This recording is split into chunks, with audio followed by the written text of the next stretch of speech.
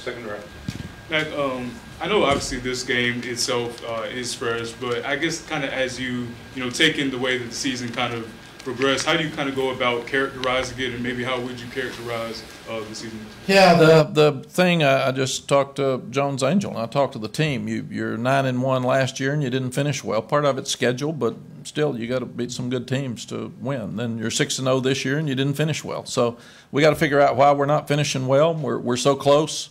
We don't want to hang around 8 and 9. We said we needed to get there, and now we've gotten there, and we got to get over that hump to get to more. So my job the next month or 6 months will be to figure out why are we doing so well early and not doing well late. And you can look at everything, and everybody's got an opinion. I'm the one that has to make the decisions. Opinions are easy and unimportant.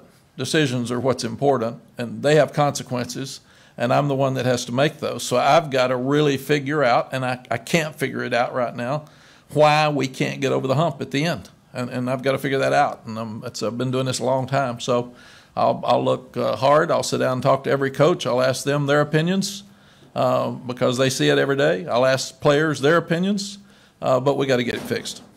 Second row door right. Graham Hill, 999 fan. Coach Brown, after this loss, what's the immediate message to the team, or is it just too raw right now to go back and just look back and reflect on the overall season as a whole? No, this is, again, people who aren't involved with these kids every day don't feel this. This is the last time we'll see some of these kids. It's the last time this team will ever get together. So you have to be really careful. Some of those kids get in the car tonight and they drive home. So the message was that I asked you not to quit and to fight your guts out the whole game. I thought they did that. I didn't think anybody laid down and quit during this ball game, and that was really important.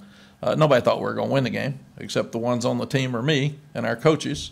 But we had our chance, and we didn't finish it like we should. So the message is thank you to you seniors for doing so well academically. Thank you for representing your families and our football team right.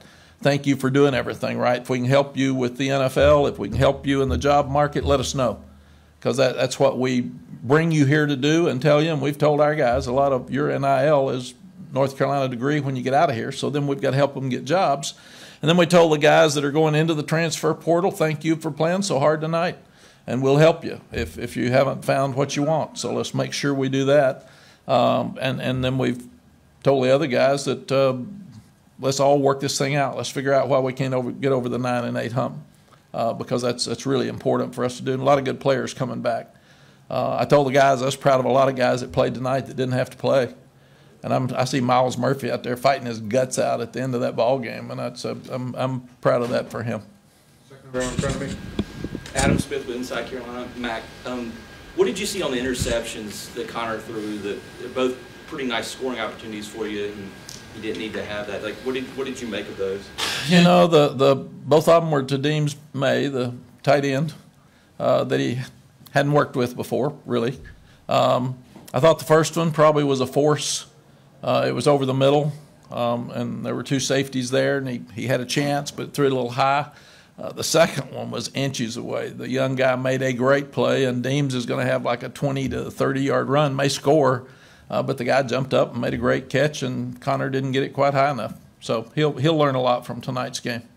Front row to our left. Matt Grant, WSJS. Given it Charlotte, how disappointed were you by the turnout, and were there points you had to go silent count considering how loud they were?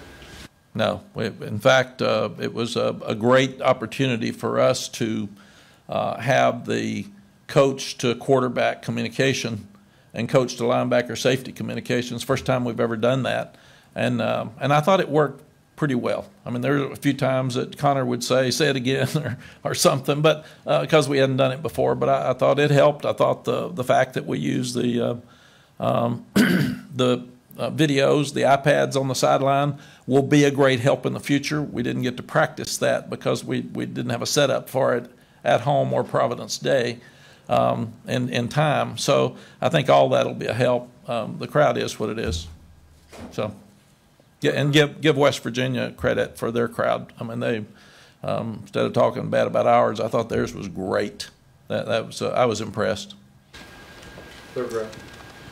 Coach Skip Foreman, News and Record.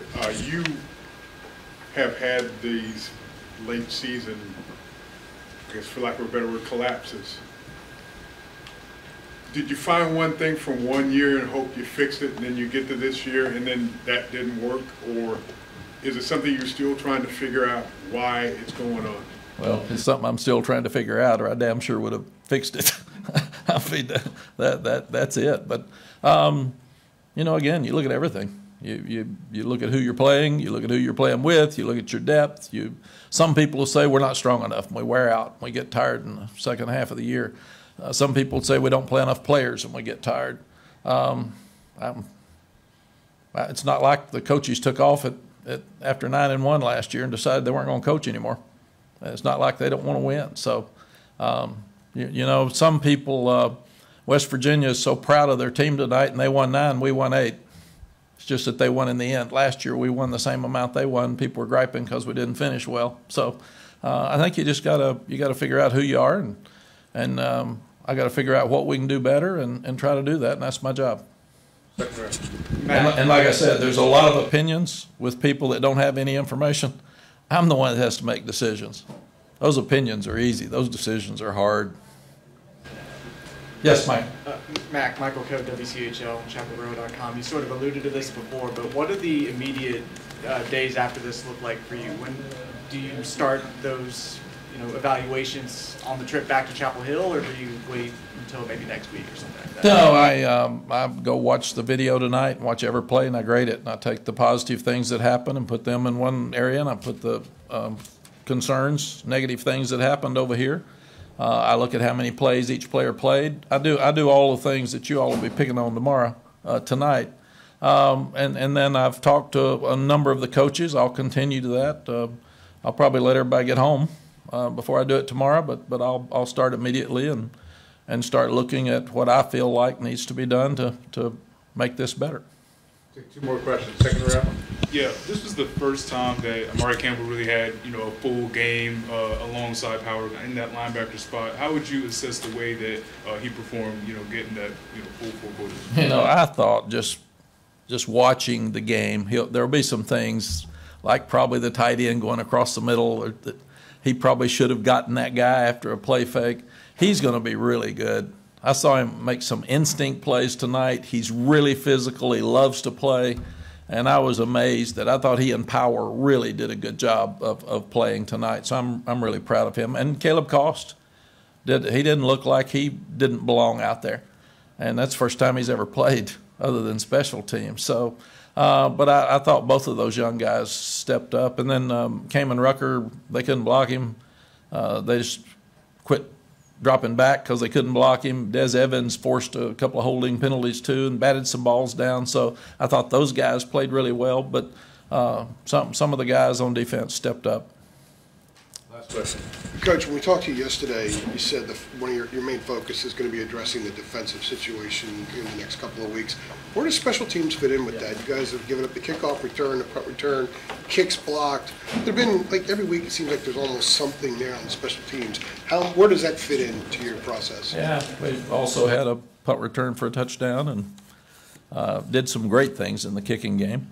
It's always harder when you have some opt-outs and some injuries, because freshmen tonight were ones that made a lot of mistakes that hadn't played any on those special teams, so they had to step up. But I think, again, Noah Burnett did a tremendous job. Liam Boyd kicked off well all year. We had the one returned. Special teams was second in the ACC last year. We'll see where they were this year. But it's an easy question tonight when they returned a punt for a touchdown. So it was a poor punt, and we had bad coverage. So I'd like not to do that. Okay, thank you, Coach. Thank you.